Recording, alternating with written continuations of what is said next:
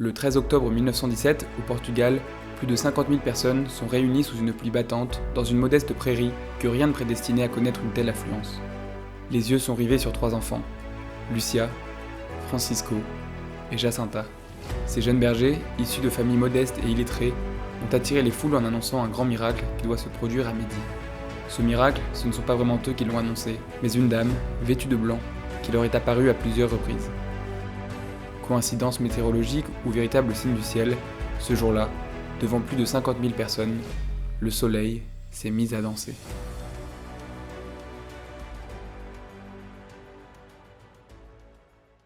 Vous connaissez probablement les apparitions de Lourdes et il y a de fortes chances pour que le nom de Fatima vous parle, mais est-ce que vous connaissez réellement ce qui s'est passé là-bas ? Ça, c'est moins sûr et ça tombe bien puisqu'aujourd'hui, je vous raconte tout. Commençons par quelques éléments de contexte. Le Portugal est un pays historiquement catholique où la foi est profondément ancrée dans les mentalités. Néanmoins, en 1908, le roi portugais est assassiné et en 1910, une révolution renverse la monarchie et met en place un gouvernement républicain particulièrement anticlérical.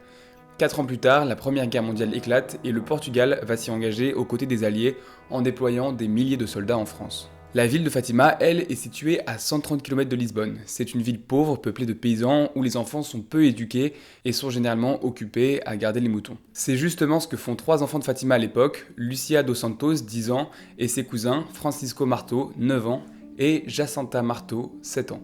Ces 3 jeunes bergers innocents vont devenir les acteurs principaux des événements de Fatima. Tout commence en 1916, alors qu'ils sont en train de jouer sur la colline du Cabeço, une silhouette lumineuse leur apparaît. L'être lumineux rassure tout d'abord les enfants saisis de peur. Un court échange s'ensuit avec l'aînée Lucia, puis il leur fait répéter 3 fois cette prière. « Mon Dieu, je crois, j'adore, j'espère et je vous aime. Je vous demande pardon pour ceux qui ne croient pas, qui n'adorent pas, qui n'espèrent pas, qui ne vous aiment pas. » Puis l'ange disparaît. Alors évidemment, après cette apparition, les enfants vont en parler autour d'eux au village, mais personne ne va réellement les prendre au sérieux, et on peut le comprendre. L'ange leur apparaît une 2e fois, puis une 3e fois, en les invitant à chaque fois à prier en réparation des péchés du monde. Cet ange mystérieux se présente comme étant l'ange du Portugal. Il disparaît, et désormais, c'est la Vierge qui va leur apparaître. Le 13 mai 1917, les 3 petits bergers emmènent leurs brebis paîtres à la Cova da Iria. Après avoir récité le chapelet, comme à leur habitude, oui, à 10 ans, ils récitent le chapelet tous les jours, c'est normal, ils voient 2 éclairs et décident de rentrer en sentant que l'orage va bientôt arriver. C'est alors qu'en chemin, ils voient, au-dessus d'un petit chêne vert, ce qu'ils décrivent comme une dame toute vêtue de blanc, plus brillante que le soleil, irradiant une lumière claire intense. Lucia, l'aînée des 3 enfants, a un court échange avec la dame. Cette dernière lui fait cette recommandation. « Je suis venue vous demander de venir ici pendant 6 mois de suite, le 13, à cette même heure. » La Vierge, dont les enfants n'ont pas encore compris l'identité, leur parle elle aussi des péchés du monde pour lesquels ils sont amenés à souffrir. Avant de disparaître, elle leur demande de réciter le chapelet tous les jours afin d'obtenir la paix pour le monde et la fin de la guerre. Les enfants obéissent à la Vierge et ils vont revenir chaque mois au même endroit pour aller à sa rencontre. Le 13 juin, un mois après la première apparition, ils s'y rendent avec une dizaine de personnes. Au cours de cette apparition, la Vierge fait des révélations sur leur avenir. Elle leur explique que Jacinta et Francisco vont rapidement monter au ciel, tandis que Lucia restera sur Terre plus longtemps afin de la faire connaître et aimer. La nouvelle de l'apparition commence à se répandre à Fatima et les jeunes bergers subissent de nombreuses accusations, notamment de leurs parents, mais aussi de prêtres qui ne croient pas un mot de ce qu'ils racontent. L'église à l'époque est déjà très méfiante vis-à-vis du phénomène. Mais tout ça n'empêche pas d'attirer de nombreux curieux puisque le 13 juillet, pour la 3e apparition, plusieurs milliers de personnes se rendent à la Cova da Iria avec les jeunes bergers. Pourtant, à ce moment-là, personne d'autre que les enfants ne voit la dame. Jusque-là, les enfants ne savaient même pas vraiment qui elle était. Alors, Lucia lui demande son identité et elle répond qu'elle la donnera en octobre et qu'elle accomplira alors un grand miracle pour donner un signe au monde. C'est au cours de cette apparition que la Vierge confie aux enfants le secret de Fatima, divisé en 3 parties. Ces secrets, et particulièrement le 3e, seront révélés bien plus tard. Le 13 août 1917, environ 5000 personnes sont au rendez-vous près du chêne des apparitions et assistent à des phénomènes atmosphériques inexpliqués. Tout d'abord des éclairs lumineux, puis un petit nuage blanc très délicat qui se positionne sur le petit chêne. Il y reste quelques instants, repart, puis disparaît. Seulement ce jour-là, les enfants ne sont pas là. En effet, l'administrateur du canton, Arthur d'Oliveira Santos, connu pour son anticléricalisme, a demandé à voir les voyants et les a fait amener à Ourem. Après les avoir interrogés sans succès, il les fait enfermer pour trouble à l'ordre public. Les enfants n'ont pas avoué avoir menti et restent cohérents dans leurs propos.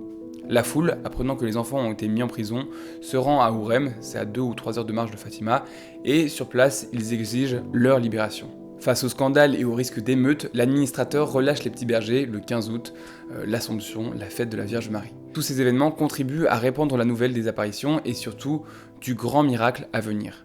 Finalement, la Vierge va apparaître aux enfants cette fois-ci le 19 août en confirmant l'annonce du miracle. Le 13 septembre, on compte plus de 30 000 personnes présentes. Ce jour-là, la Vierge renouvelle sa demande de prier le chapelet et donne une nouvelle confirmation du grand miracle qui doit avoir lieu dans un mois. Le jour J est arrivé. Habituellement déserte, la Cova d'Airia est noire de monde. Entre 40 000 et 70 000 personnes attendent, sous la pluie, le miracle annoncé depuis 3 mois. Il y a parmi la foule de fervents croyants, mais il y a aussi des athées, des anticléricaux ou même des francs-maçons. Certains d'ailleurs se réjouissent d'avance de voir la supercherie enfin démasquée. Parmi la foule, il y a également plusieurs journalistes et même un photographe. Le miracle était prévu pour midi, mais à 1h30 de l'après-midi, rien ne s'est encore passé. Les gens sont même sur le point de partir, les premiers commencent à se moquer, quand soudain, le miracle se produit. Lucia annonce que la dame arrive et demande à la foule de fermer les parapluies et de retirer les chapeaux. Malgré la pluie qui continue de tomber, une bonne partie de la foule s'exécute. Très vite, les témoins affirment avoir vu un petit nuage venir se positionner sur l'emplacement du chêne des apparitions. La dame se présente enfin à Lucia et aux enfants comme étant Notre-Dame du Rosaire et lui demande de faire bâtir une chapelle en son honneur. Alors que la Vierge est en train de s'élever tranquillement vers le ciel, la pluie s'arrête et le soleil sort des nuages. Puis, ils se mettent à danser. Voilà le récit de l'événement par le chanoine Casimir Bartas. Tout à coup, la pluie s'est arrêtée et les nuages, opaques depuis le matin, se sont dissipés. Le soleil apparaît au zénith, semblable à un disque d'argent que les yeux peuvent fixer sans être éblouis, et aussitôt, il se met à tourner sur lui-même comme une roue de feu, projetant dans toutes les directions des gerbes de lumière dont la couleur change plusieurs fois. Le firmament, la terre, les arbres, les rochers, le groupe des voyants et la multitude immense apparaissant successivement teintés de jaune, de rouge, de bleu, de violet. On entend dans la foule des gens qui crient au miracle tandis que d'autres s'affolent en pensant que c'est la fin du monde. Lorsque la danse du soleil s'arrête, à peu près 10 minutes plus tard, toute la foule constate que ces habits mouillés sont désormais secs. En ce qui concerne l'heure tardive du miracle par rapport à ce qui était annoncé, on s'aperçoit que celui-ci a eu lieu à midi pile, heure solaire. Cette fois-ci, contrairement aux premières apparitions, toutes les personnes présentes à Fatima assistent au miracle.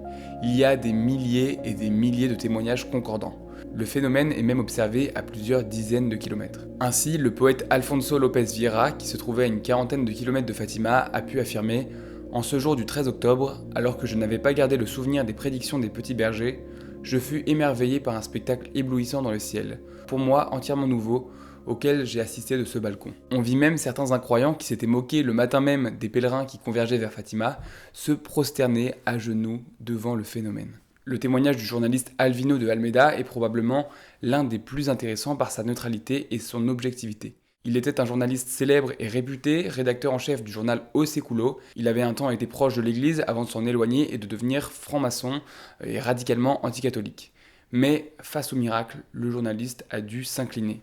Le 15 octobre 1917, O Século consacre sa une au miracle de Fatima en titrant « Chose étonnante, comment le soleil a dansé en plein midi à Fatima ». Il décrit l'événement avec ces mots. Le soleil a tremblé. Le soleil a eu des mouvements brusques jamais vus auparavant et n'obéissant à aucune loi cosmique. Le soleil a dansé. Il conclut ainsi, il reste aux autorités à se prononcer sur la danse macabre du soleil qui aujourd'hui, à Fatima, a fait exploser les hosannas dans la poitrine des fidèles et a naturellement impressionné, des témoins dignes de foi me l'assurent, les libres penseurs et d'autres personnes qui ne se préoccupent pas des choses religieuses, mais qui étaient venus sur cette lande désormais célèbre. Plusieurs journaux hostiles aux catholiques avaient fait des articles en amont des apparitions, et parmi ceux qui décrivaient Fatima comme une supercherie, personne n'a été en mesure de contester ce qu'il s'est passé le 13 octobre ou de donner une autre version des faits. Aucun ne se fonde sur des récits concrets de ce qui s'est passé. Nous avons donc là un miracle récent avec plusieurs milliers de témoins dont les témoignages concordent, avec des photos et dont la presse n'a su donner aucune explication. C'était la dernière fois que la Vierge apparaissait aux 3 enfants. Francisco et Jacinta sont emportés par la grippe espagnole, respectivement en 1919 et 1920. Lucia, elle, entre au couvent à Tuy, où elle prononce ses vœux en 1928. L'Église avait longtemps été prudente à l'égard des apparitions de Fatima. C'est finalement après 11 ans d'enquête, en 1930, que les apparitions sont reconnues officiellement par l'Église. Fatima devient rapidement le plus grand lieu de pèlerinage au Portugal et un sanctuaire y est construit. Francisco et Jacinta sont béatifiés en 2000 par le pape Jean-Paul II. Lucia, elle, meurt en 2005 et son procès en béatification a été ouvert. Mais alors, qu'en est-il des secrets de Fatima ? La Vierge avait demandé aux enfants de ne pas révéler les secrets tout de suite, ce que les enfants ont fait. C'est finalement en 1941 que sont révélés les 2 premiers secrets. Le premier secret est une épouvantable vision de l'enfer. Lucia décrit cela comme quelque chose d'épouvantable qui suscita chez eux une véritable terreur. À la fin de cette horrible vision, la Vierge dit cela. « Vous avez vu l'enfer où vont les âmes des pauvres pécheurs. Pour les sauver, Dieu veut établir dans le monde la dévotion à mon cœur immaculé. » Le second secret concerne la Russie, à l'époque en train d'entrer dans l'ère communiste. La Vierge parle de la fin de la guerre, mais aussi de l'arrivée d'une seconde guerre. Elle demande la consécration de la Russie à son cœur immaculé. Elle tient ces mots. « Si on accepte mes demandes, la Russie se convertira et on aura la paix. Sinon, elle répandra ses erreurs à travers le monde, provoquant des guerres et des persécutions contre l'Église.